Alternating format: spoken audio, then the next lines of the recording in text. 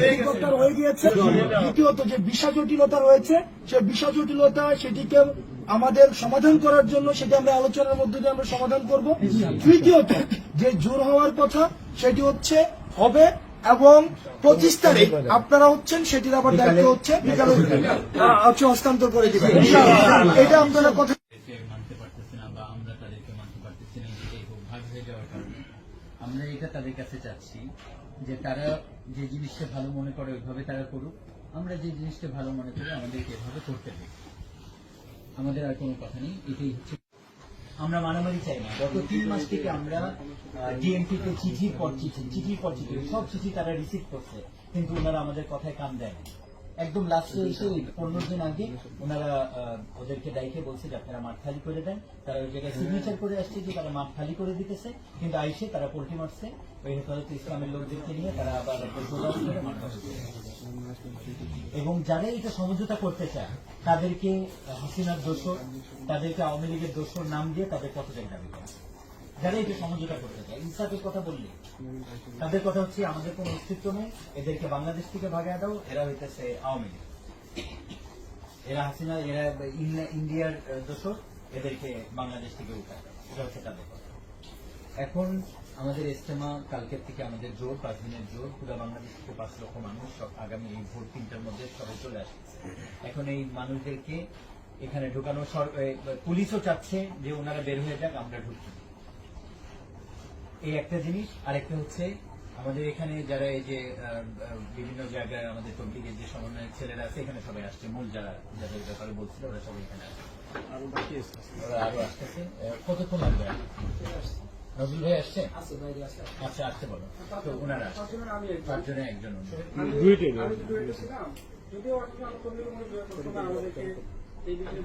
কাজ করো, তোমার নাম যাস করো, এটা জরুরি না।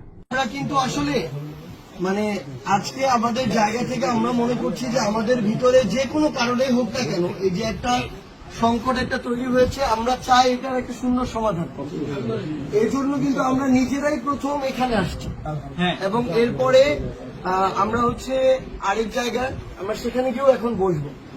তো আমরা ইনশাআল্লাহ আমরা কালকের মধ্যেই আমাদের এই যে দুইটি অপ্রত্যাশিত ভাবে 2টা পক্ষ হয়েছে একসাথে বসার আমরা কালকের মধ্যে ইনশাআল্লাহ ব্যবস্থা করব এবং আমরা চাই আল্লাহ রহমতটা করুক, আমাদের দিলটা নরম করুক, যে আমাদের কালকেই সমস্যাগুলো সমাধান হয়ে যাবে। তবে আপনাদের জায়গা থেকে যেই একটা অনিশ্চয়তা আরেক পক্ষের মধ্যে কাজ করছে যে এই যে 5 দিনের জন্য আপনারা জোর কালকে থেকে যেটা শুরু করবেন, যেটা 25 তারিখ বিকালে শেষ হওয়ার কথা, একটা পক্ষের মধ্যে হয়তো এই অনিশ্চয়তা আছে যে সেদিন ছেড়ে যাবে কিনা।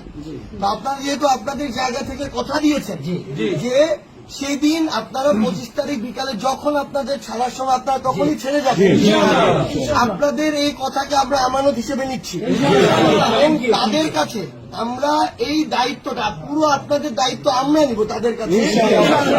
তাদের পক্ষ থেকে আমরা এটা দায়িত্ব নিচ্ছি যে তারা তাদের সময় মতো এটা ছেড়ে চলে যাবে, এখানে বিন্দু মাত্র অনিশ্চয়তার কিছু নাই। এবং এই কারণে আপনাদেরকে সুন্দরভাবে সুযোগ করে দেওয়ার জন্য তারাও যেন চলে যাওয়া না, বরং আপনাদের হাতে ওই দায়িত্বটা অর্পণ করে যায়, এইটুকু আমাদের মধ্যে আমরা মনে করি। আসার ব্যাপারেও বসাই দেওয়ার ব্যবস্থা এটা আমরা কালকেই বসে বলা হয়েছে। আমরা চাচ্ছি যেটা কালকেও ওই বিষয়টা আপনাদের সমাধান হয়ে যাক। যদি একটা জায়গায় 2টা হয় 3টা হয় যত কমে হয় বসে আমরা এটা সমাধান করতে চাই। তবে ইনশাল্লাহ সবচেয়ে বড় কথা হচ্ছে আমরা আমাদের নিজেদের এই যে সকল সমস্যা বা সংকট এগুলা যত দ্রুত যত সুন্দরভাবে সমাধান করা যায় করব।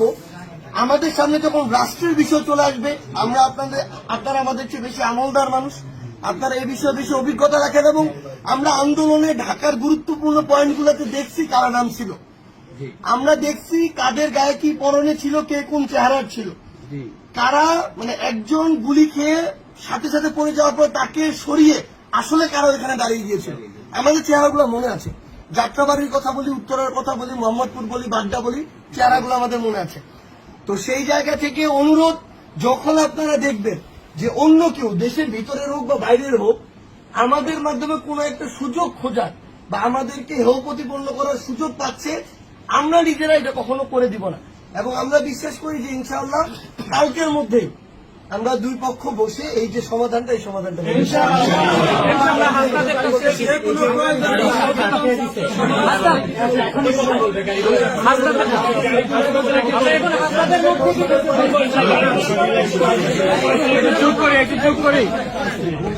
প্রস্তাবের পরে বলতেছি আমরা আগামীকাল ফজরোত্তর নামাজ মাঠে গিয়ে পড়বো।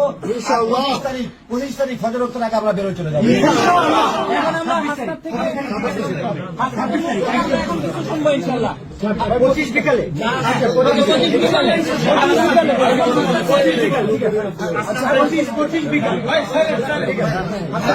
তাহলে আচ্ছা, আমাদের আজকে যে আলোচনাটি হয়েছে এবং এটা ফলপ্রসূ আলোচনা হয়েছে একটা মানে হৃদ্যতাপূর্ণ পরিবেশে, এবং সেটা হচ্ছে যে আমাদের যেই উদারতা আমাদের প্রত্যাশা থাকবে উভয় পক্ষের এই উদারতাটা থাকবে নিশ্চয়ই।